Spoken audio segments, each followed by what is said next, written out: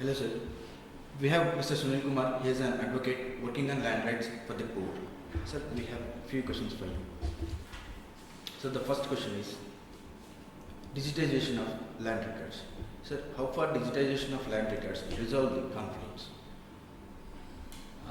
First of all, you need to understand land records and why this is required.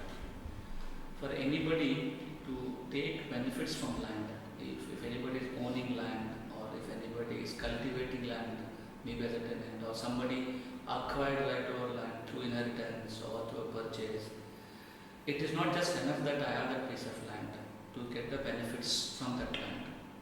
Whether I need to get a loan from the bank or I need to sell my property or if I need to transfer my land to somebody else or if I need to get an insurance for my crop or any other benefits which not only government is giving to a farmer, all those benefits will only flow only if my right to that land is recorded somewhere.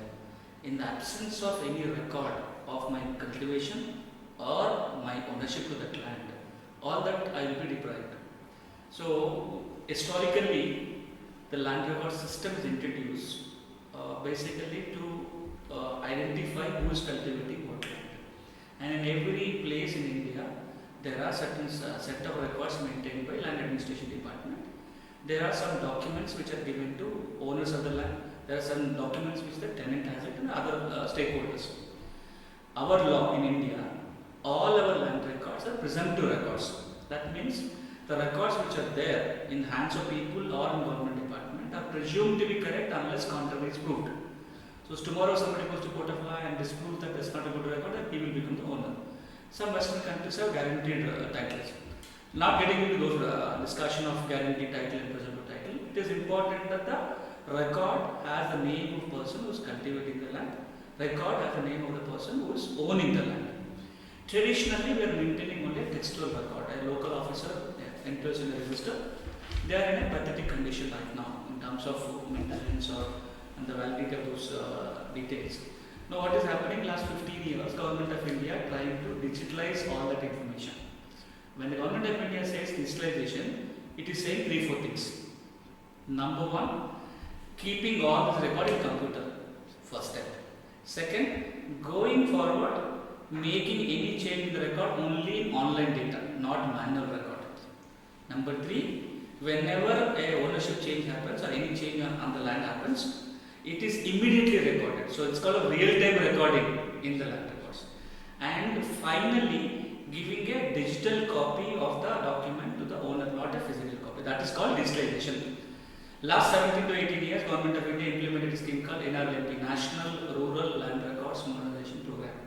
Now that is now renamed as Digital India Land Records Modernization Project from last year. The budget outline of this Digital India Land Records Modernization Program next 4 years is about 11,000 crores. And I think we already spent around 6,000-7,000 crores already in terms of digitalization. The effort, as I told you, to have all that record in computer. The usage of that record to people, definitely it has a lot of benefits to people. One that I need not run around revenue offices to get my record. It is there in the computer, I can take it. Second, it becomes more accessible. If this digitalization is not done, manual record is in the hands of few people. So access to those records is impossible. So now that it is open up, all this benefit will flow provided the details in the record are accurate. Whether it's a digital copy or a manual copy, the entries in the record has to be accurate. If that is ensured, then digitalization will definitely offer a big help both to farmers and to the government. So my next question is, what should we understand rehabilitation in case of land acquisition? Is complete rehabilitation is possible? It's a big debate. A person is relocated from a piece of land to a different piece for a public purpose. You cannot completely rehabilitate anybody because it is not just a material connection to the land, it is an emotional connection, cultural connection, a lot of other things are tied to the land. So nobody can be completely rehabilitated in that sense. What can be done? Adequately compensated. Or in addition to compensation, trying to ensure all other benefits flows to that particular person who loses the land for a developmental project or for any other public purpose.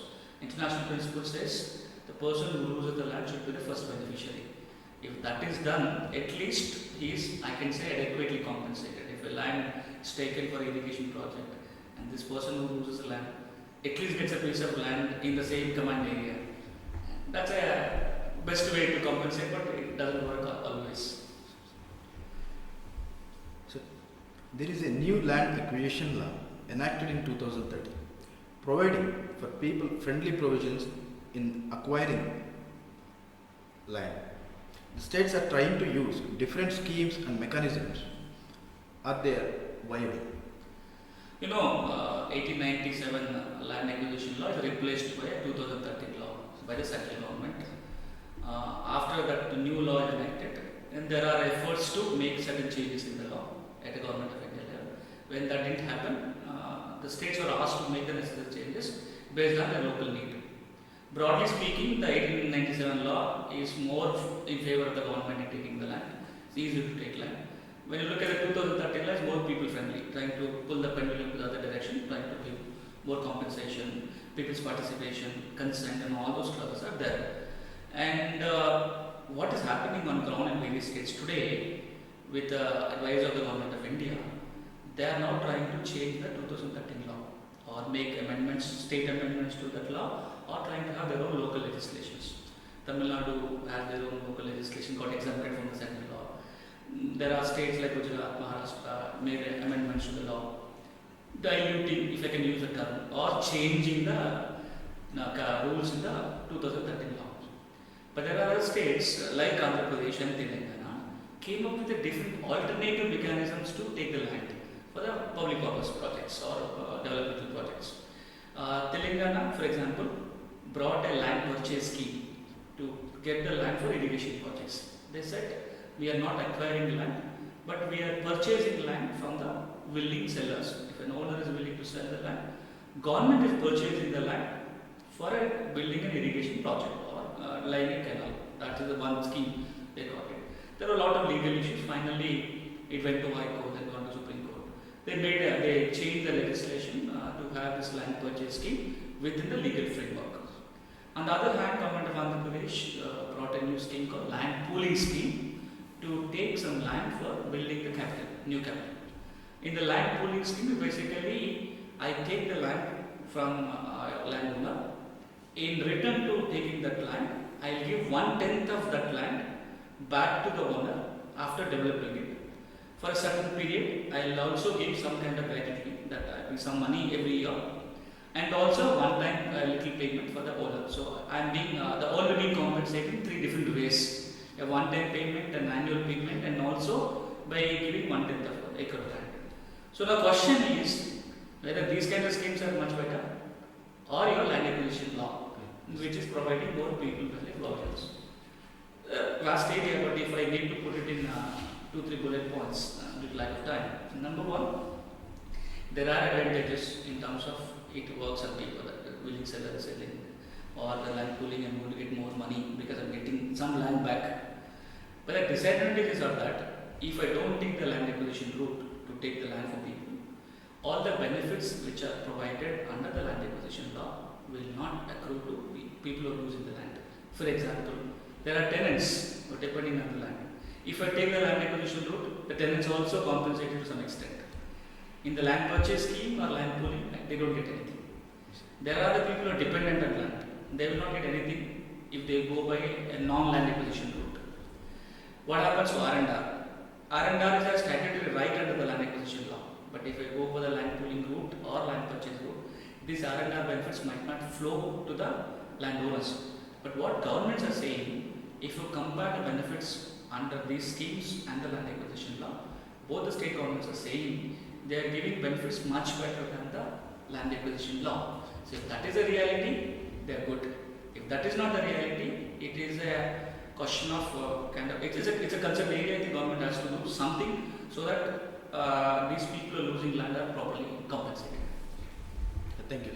My next question is, sir, what are your views on 1 of 70 Act, implementation of 1 of 70 Act?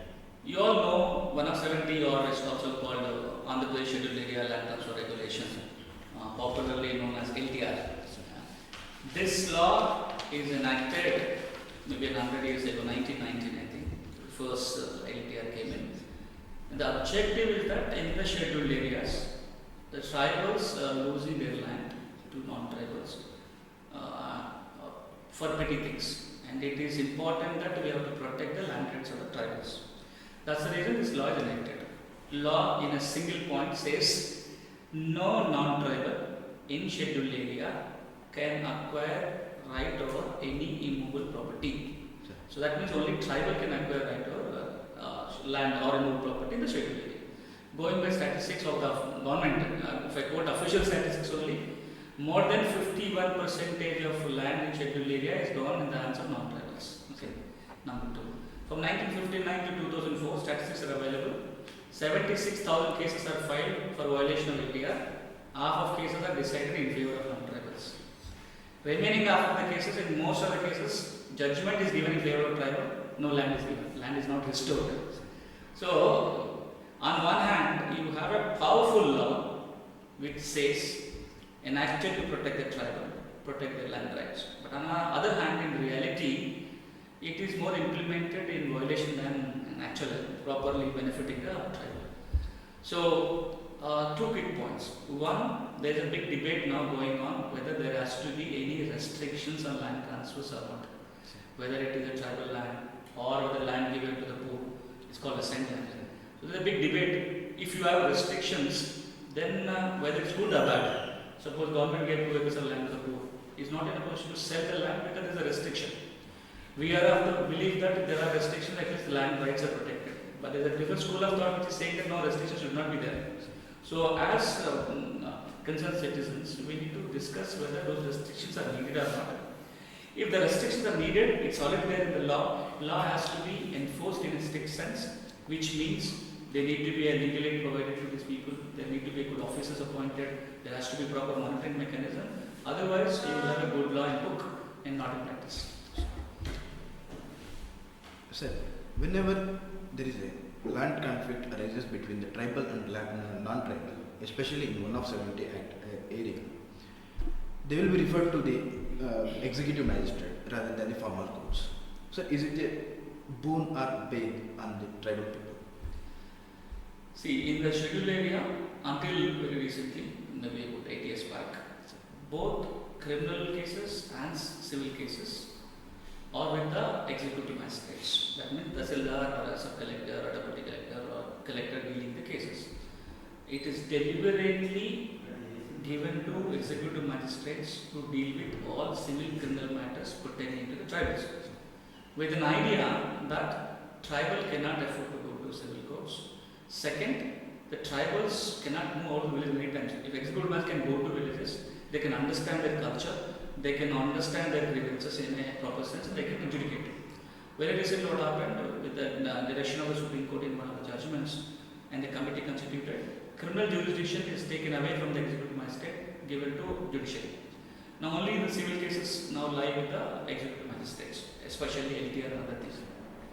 I can't state whether it's a good or bad. Before I comment whether it is beneficial or not, giving it to judicial magistrates, what we need to understand, wherever their grievances are addressed quickly, wherever there is kind of good justice done, and whichever is more closer to them, that should work. So, which is closer in present context, with all kind of negativity, whatever we talk about executive magistrate, still that is more reachable to the tribal community. In that sense, I think whatever is now being done under LTR and other civil courts, it's working. Thank you. Sir, my last question is, what is the status of land rights of women? Now, if you look at statistics of last so many years, increasing feminization of agriculture, more women are farming land.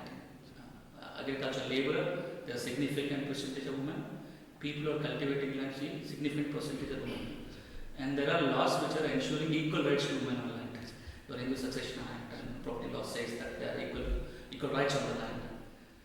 One hand, their participation is increasing. Laws are also guaranteeing their right, but in reality, less than 10% of land in India is owned by women, as per the records. Why? Several factors. One, that ignorance of law, second or cultures, customs and all that. And there is a provision in law which says that all the land allocation by government should be in the name of women only from 1990. In spite of that, women ownership is much less. It has to be enhanced, it has to be improved. It requires a lot of measures, but not getting the measures as of today, it is a big concern. And a lot of international groups, governments are now thinking, there is a recent advisory by Government of India, at least add a gender column in the land record so we know how many women are owning the land. Today, we not even have proper statistics to know how many women are owning land. I think adding a gender column in the record is the first step, then enforcing existing laws so that the women ownership increases. So thank you, sir. We are very much glad to. Thank you.